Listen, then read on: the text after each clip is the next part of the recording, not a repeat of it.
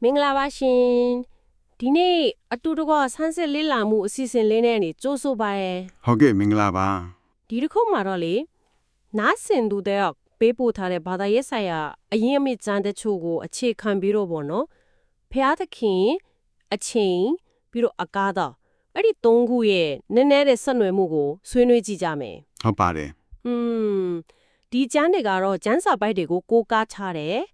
အဓိကကတော့အချိန်နဲ့အကားသားဟာဖျားသခင်ရဲ့ဖန်ဆင်းခြင်းဖြစ်တယ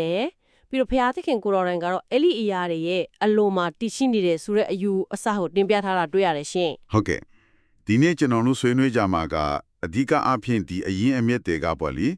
ဖန်ဆင်းခြင်းတို့ဖျားသခင်ရဲ့သာဝရဖြစ်တည်မှုအရာအလုံးကိုတည်မြဲနိုင်စွာဒီလိုရှုပ်ထွေးတဲ့အယူအဆတွေကိုဘယ်လိုမျိုးရှင်းပြထားသလဲဆိုတော့ကိုနည်းနည်းအတွင်းကြကြလေ့လာကြည့်ဖို့ပါပဲ ဟုတ်ပါပြီ အချိန်အကားတာနဲ့ဖန်ဆင်းခန္ဒီရဲ့ဆက်ဆက်မှုကိုပေါ့ဒီကျမ်းဒီရဲ့ရှုထောင့်ကနေနားလည်အောင်စူးစမ်းကြည့်ကြတာပေါ့လေ ကောင်းပါပြီဒါဆိုရင်လေပထမဆုံးအခြေခံအကြဆုံးအချက်၄ကနေစလိုက်ကြရအောင် ဟုတ်ကဲ့ ဒီအရင်မြစ်တွေရဲ့အဓိကအဆိုတစ်ခုကတော့အချိန်နဲ့အကာသားဟာအမြဲတမ်းရှိနေခဲ့တာမဟုတ်ဘူး ဖျားသခင်ကဖန်ဆင်းခဲ့ပြီးတော့လက်ရှိအချိန်ထိလည်းထိမ့်သိမ်းထားတဲ့အရာတွေဆိုတာပဲနော် ဟုတ်ပါတယ် ဆာလန်ကျန်တမ်မြချော့အတီနဲ့ယောမဩဝါဒစာအခန်းကြီး၈တို့ကိုအဓိကကိုးကားထားတာတွေ့ရတယ်ရှင် မှန်ပါတယ်အရင်မြစ်တွေကကဘာဦးချမ်းအခန်းကြီး1နဲ့ဆာလန်တန်မြတ်ချုပ်ကိုညွှန်းဆိုပြီးတော့ဖျားသခင်ရဲ့ဖန်ဆင်းခြင်းအစီအစဉ်ကိုပြန်ဖော်ပြတယ် ဟုတ်ကဲ့ ဉာဏ်ပညာတော်နဲ့ကောင်းကင်ကိုဖန်ဆင်းတယ်ရေပေါ်မှာမြေကြီးကိုတည်ဆိတ်တယ်ပြီးတော့မှနေ့နဲ့ညကိုပိုင်းခြားဖို့အလင်းဆောင်ကြည့်တယ်နေလာဂျေဒီကိုဖန်ဆင်းတယ်ပေါ့ ဒီအရာတွေကလူသားတဲ့အချိန်ကိုသိမြင်နိုင်ဖို့အမအသားတွေဖြစ်လာတယ်လို့ဆိုပါရယ်စိတ်ဝင်စားဖို့ကောင်းတဲ့တစ်ခုကလည်းကောင်းကင်တမန်တွေတော်မှာအစကတည်းကရှိနေတာမဟုတ်ဘူး အော်ဖော်ပြထားတာပေါ့နော် အဲ့ဒီတော့အချိန်နဲ့အာကာသကိုယ်တိုင်ကဖန်ဆင်းခံနေဖြစ်တဲ့ဆိုရင်သဘောပေါ့နော် ဟုတ်ပါတယ်အတိအကျပါပဲ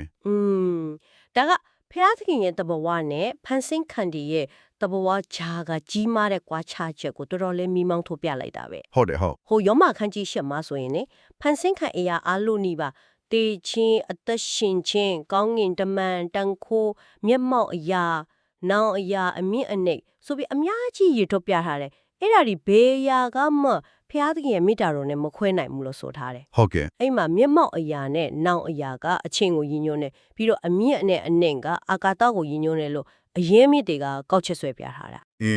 ဆိုတော့ဒါကြောင့်ဘုရားသခင်ဟာဒီဖန်ဆင်းခံအချိန်နဲ့အာဂါသရဲ့အကန့်အသတ်တွေကိုကြော်လွန်ပြီးတည်ရှိတယ်ဆိုတော့အဓိပ္ပာယ်မျိုးတက်ရောက်နေတယ်ရှင် ဟုတ်ကဲ့ အဲ့ဒီအချက်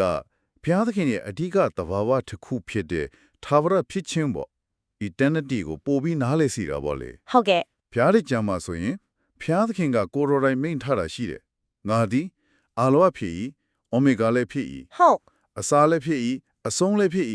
ဆိုပြီးတော့လေအဲ့ဒါကိုအရင်မြစ်ဒီကကိုကားထားတယ် ဒါအပြင်ဟေရှာယကျမ်းကငါဒီဦးဆောင်သောသူဖြစ်၏နောက်ဆုံးသောသူလည်းဖြစ်၏ဆိုတာ ਨੇ ဆာလံကျမ်းကတောင်များမဖြစ်ဖော်မီမြေကြီးနဲ့လောကကိုမဖန်ဆင်းမီရှေးကာလမှာစယူနောင်ကာလအဆုံးတိုင်အောင်ကိုရိုဒီဖျားသခင်ဖြစ်တော်မူ၏ဆိုတာတွေကိုလည်းထုတ်ပြထားတယ် ဟုတ်ကဲ့ ဆိုလိုချင်တာကတော့ရှင်းရှင်းလေးပါပဲဖျားသခင်ကအ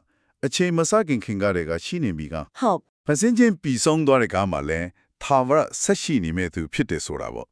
အချိန်ကသူ့ကိုကန့်သက်လို့မရဘူးဆိုတဲ့သဘော အချိန်ကိုကြော်လွန်နေဆိုတဲ့အပြင်နေရာဒေသရဲ့ကန့်သက်ချက်ကိုလည်းကြော်လွန်နေဆိုတဲ့အချက်ကိုလည်းသူအလေးပေးထားရတွေ့ရတယ်နော် ဟုတ်ပါတယ် omnipresence လို့ခေါ်တဲ့နေရာတိုင်းမှာတပြိုင်နက်တည်ရှိနိုင်စွမ်းပေါ့ ဟုတ်ကဲ့ ဆလန်ဂျန်390ဆိုရင်လေကိုရကြီးဝိညာဉ်တော်နဲ့လွတ်ချင်းကအဘယ်ရက်တို့သွားရမည်နည်းဆိုရင်မိခွန်းထူထားတာ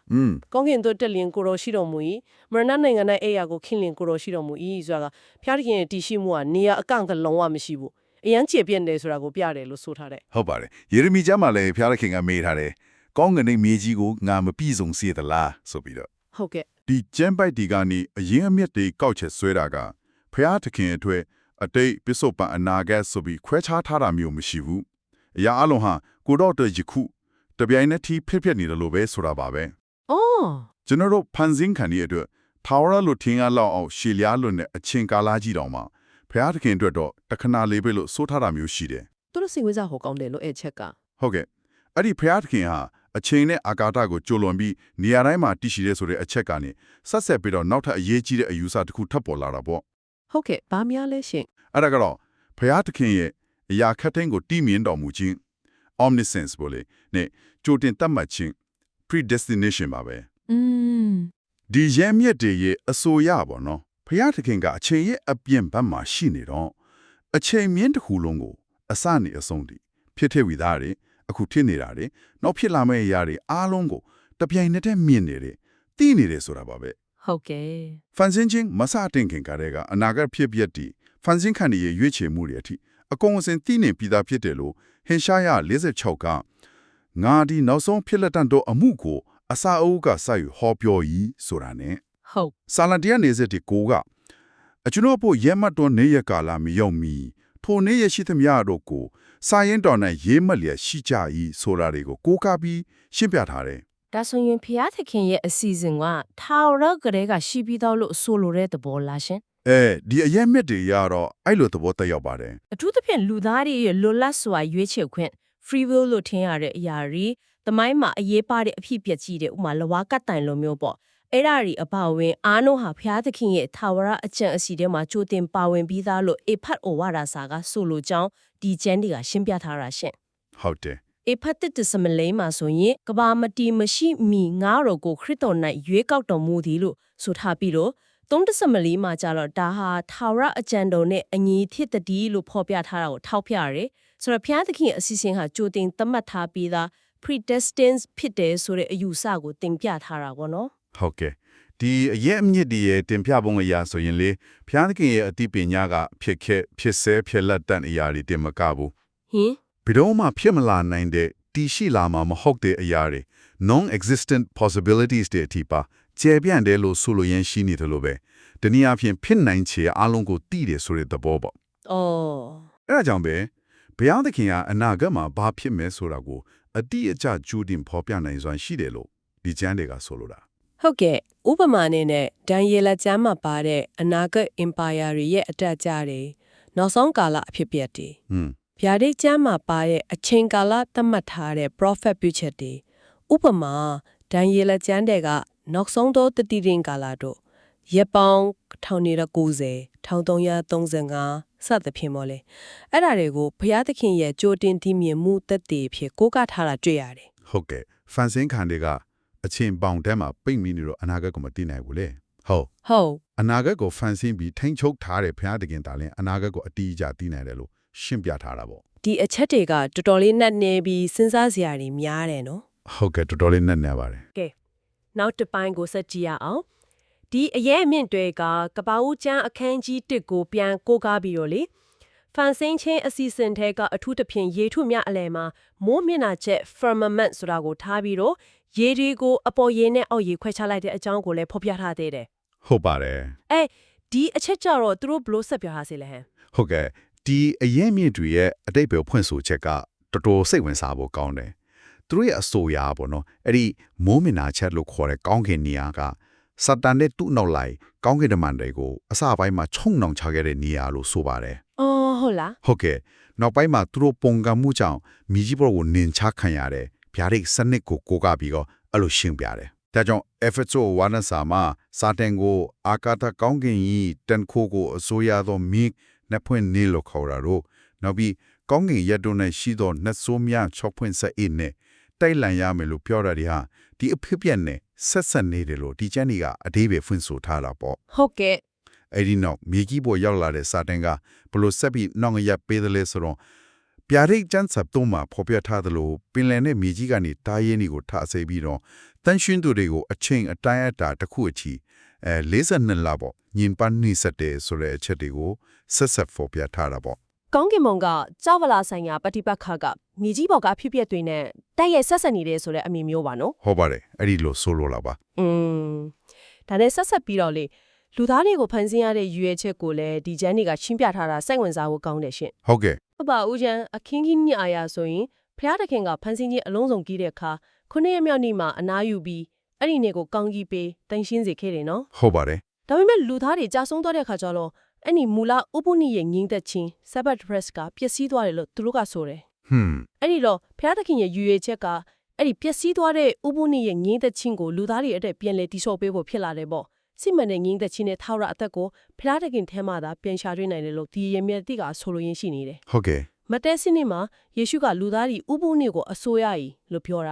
ာပြီးတော့ယောဟန်ကားမှာဥပုနေ့မှာအနာရင်းစေလို့ဝေဖန်ခံရတော့ငါးပါးဒီယခုတိုင်အောင်လှုပ်လှုပ်တော်မူပြီးဖြစ်၍ငါဒီလည်းလှုပ်ပေ၏လို့ပြန်ဖြေတာတွေကိုဒီအချက်အတွက်ကိုးကားထားတာတွေ့ရတယ် ဟုတ်ပါတယ် ဆိုလိုချင်တာကဘုရားသခင်ဟာအချိန်တိုင်းမှာတည်ရှိပြီးအလုံးလုံးနေတာကြောင့်အဲ့ဒီမူလဥပုရဲ့ငြိမ်သက်ခြင်းထဲမှာအမြဲတမ်းရှိနေပြီးသားအဲ့ဒီငြိမ်သက်ခြင်းကိုပဲလူသားတွေအတွက်ပြန်လဲရရှိစေခြင်းတဲ့ဆိုရတဲ့သဘောကိုစောင့်နေတယ်လို့ဆိုပါတယ်ရှင် ဟုတ်ကဲ့အချို့အဖြစ်ပြောရရင်လေဒီအရင်ပြည်တင်အားလုံးကနေပေါင်းစုပြီးတော့ထပ်ထလဲလဲဖော်ပြခြင်းတဲ့အဓိကအချက်ကတော့ဖန်ဆင်းခံအရန်အားလုံးပါပဲ ဟုတ်ကဲ့ အချိန်အာဂါသအသက်တေခြင်းကောင်းကင်နမန်တွေလောကကိုအုပ်ဆိုးတယ်လို့ထင်ရတဲ့တခုအာနာတွေမျက်မှောက်ဝရာတွေနောင်လာမဲ့အပြက်ပြက်တွေအား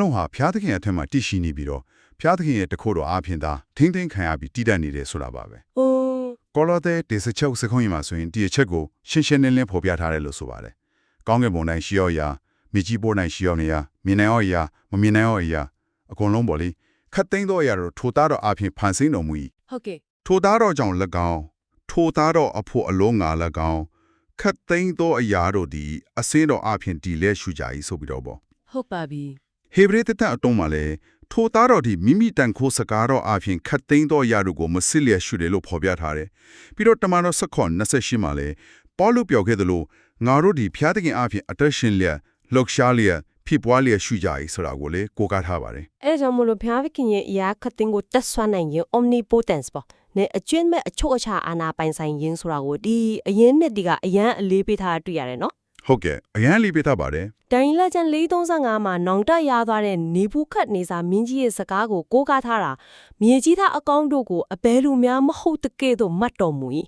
ကောင်းကင်ဘိုးချီဖြစ်စေမြေကြီးသားဖြစ်စေအလုံးစုံတို့ကိုအလိုတော်အတိုင်းပြုတော်မူ၏ ဟုတ်ပါတယ် အဘဲတို့များလက်တော်ကိုစီးသား၍အဘဲတို့ပြုတော်မူသည်နည်းဟုမဆိုနိုင်ပါဆိုတာကဖျားသခင်ရဲ့အချုပ်အခြာအာဏာကိုအကောင်းဆုံးဖော်ပြနေတယ်လို့ဆိုထားတယ်ရှင် ဟုတ်ကဲ့နောက်ဆုံးအနေနဲ့ပေါ့လေဒီအချက်ဒီအလုံးကနေကောက်ချက်ဆွဲလို့ရတဲ့အချက်တစ်ခုကတော့ဖန်ဆင်းခြင်းရဲ့အန်တီမာရည်ရွယ်ချက်ဟာဖျားသခင်အတွက်သာဖြစ်တယ်ဆိုတာပါပဲ ဖန်ဆင်းခံတဲ့ဟာဖန်ဆင်းရှင်ဖျားသခင်ကိုဂုဏ်ပြုဖို့သူ့ရဲ့ရည်ရွယ်ချက်အတွက်အသက်ရှင်ဖို့ဖန်ဆင်းခံထားရတာဖြစ်တယ်ပေါ့ ဟုတ်ကဲ့ ဖျားသခင်ကလွဲပြီးအခြားအရာတစ်ခုခုကိုကိုပဲဖြစ်ဖြစ်တခြားဖန်ဆင်းခံရာတွေကိုပဲဖြစ်ဖြစ်ဥဒီပြီးအသက်ရှင်ခြင်းဟာလမ်းလွဲခြင်းဖြစ်တယ်လို့ယောမ1:23ကိုကိုးကားပြီးဒီအရေးမြစ်တွေကကောက်ချက်ချတာတွေ့ရတယ်အဲ့ဒီကြောင့်ပွဲမှာမဖောက်ပြန်မပျက်စီးနိုင်တော့ဘုရားသခင်ပုံအပ်တည်ရလို့ကိုဖောက်ပြန်ပျက်စီးတတ်သောလူ